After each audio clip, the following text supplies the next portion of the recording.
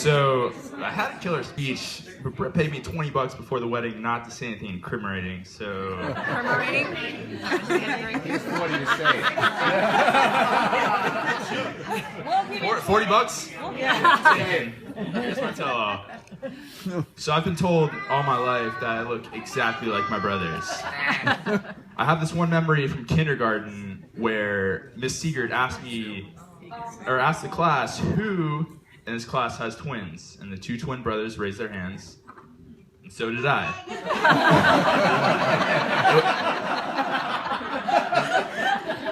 It was in this moment where my whole world was shattered, because all of my life, everyone has always told me I look like a triplet of my two brothers. But being 8 years younger of a little brother to Brett hasn't always been cake and chocolate.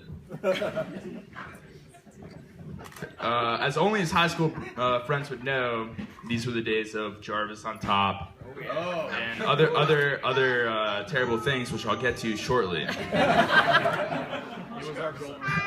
I remember back in Boca Raton, Nanny and Grandpa had this golf cart we used to always love to go up and ride around on. And Brett and Jeff would always convince me that I weighed too much for the golf cart to move forward. And so to alleviate my weight, I was forced to stand up. Oh my God. And little did I know, which was kind of stupid because they did this to me 100 times at least, they would floor the gas pedal as soon as I stand up, and I would fly back into the golf clubs. After tens of thousands of dollars of my parents' money to the University of Georgia, I've now taken physics class, and I know that standing up on a golf cart doesn't really help alleviate any weight.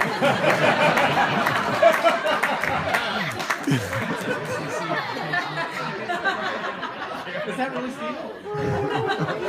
I was tortured as a kid by my big brothers, not just physically, but at the very core of my emotional well-being. Here we go.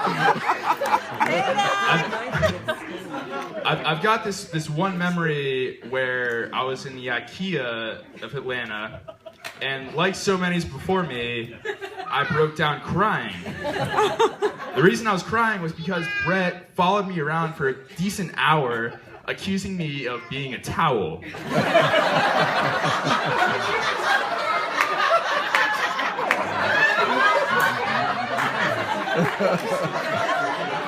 Now,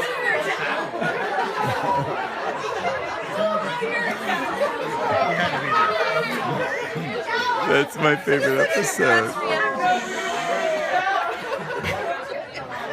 Now, being 12 years old, I had no idea what that meant. And I cried until I literally had the worst breakdown of my entire life to this day, because I had no idea what this man was talking about. And I had my mother force Brett to explain to me what being a towel meant.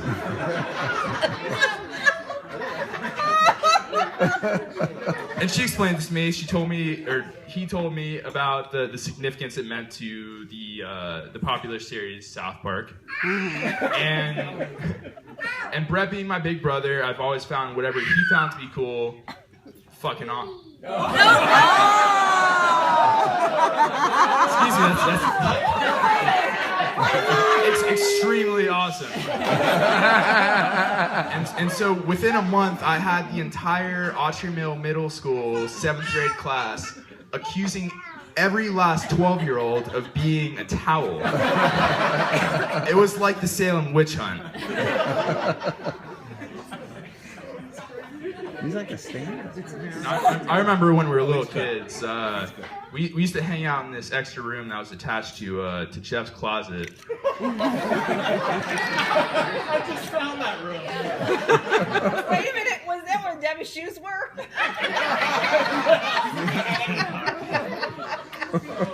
It was the place we used to go hang out. It was the Codish Boys Clubhouse. We had it situated like a Peruvian drug den with lava lamps, tapestry, and carpets on the walls.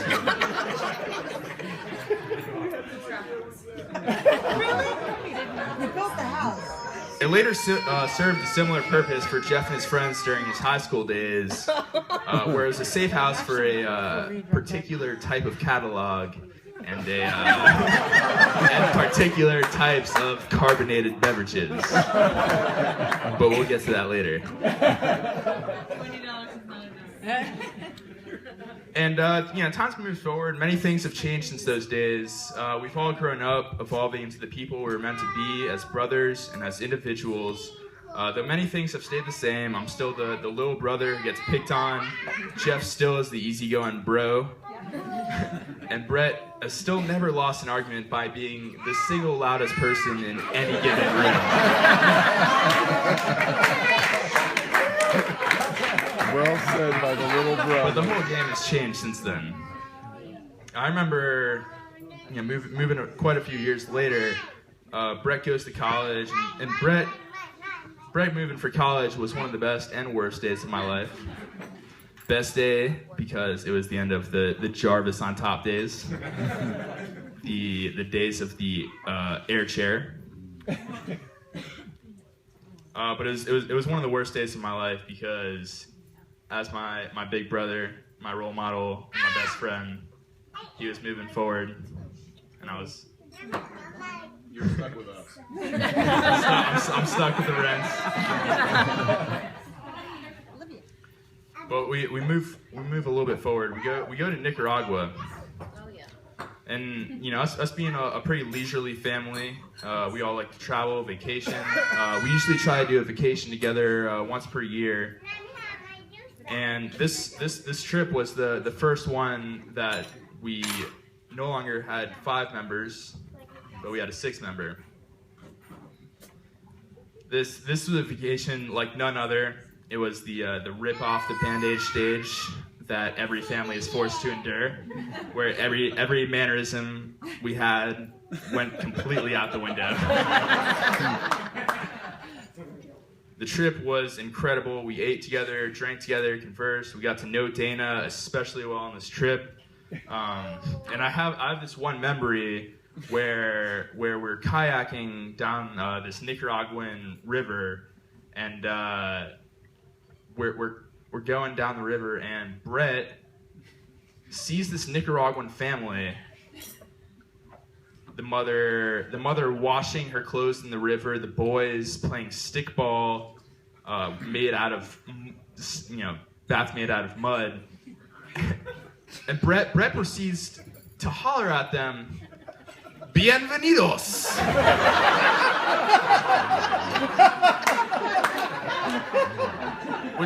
Which for all of you non-Spanish speakers / Trump supporters out there, literally translates into welcome.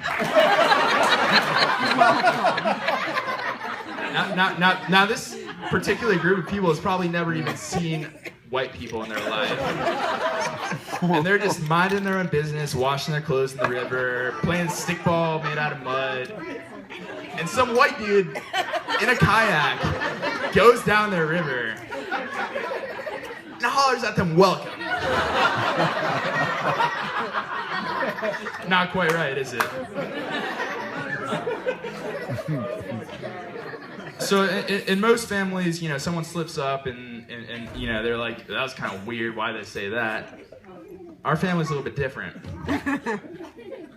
We instead like to ridicule each other like none other at every last slip up any one of us makes.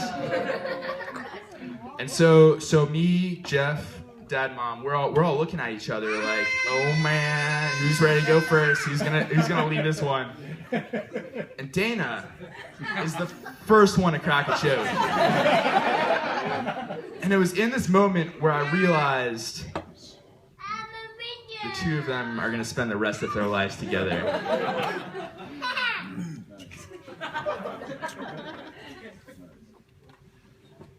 And I mean, could Brett have picked a more beautiful bride? No. Such a spectacular woman, smart, pretty, hell of a personality, pretty.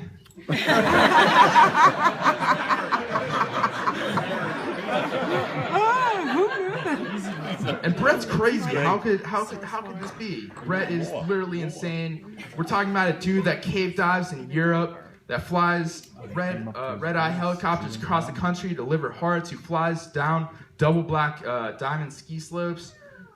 It's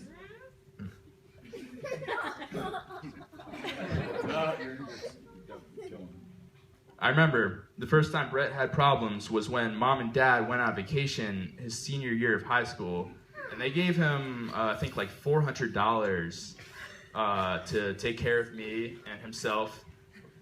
Here it comes, ladies. Dude, this man over here doesn't spend a dime of that on me. Gives me ramen for the entire week.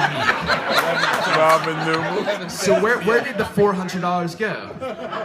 He buys a beat-up car from the 1960s, throws in AstroTurf, lawn chairs, a hoopty stereo system.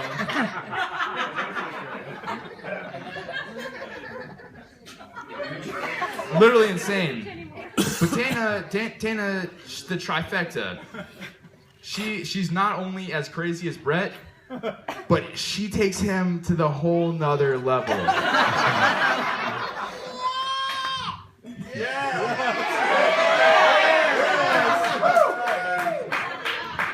But I'm really proud of Brett. He's done so much with his life. He's got his MD. He's found his dream girl. Met his dreams. He's traveled all over the world. The day that I saw Brett and Dana on top of the Georgia Theater, and they told me they're getting married, was one of the proudest days of my life. And it's just really awesome to be here at the wedding. So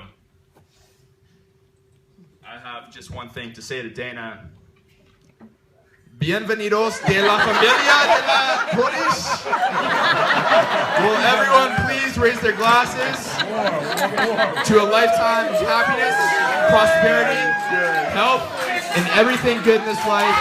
We wish you all the best.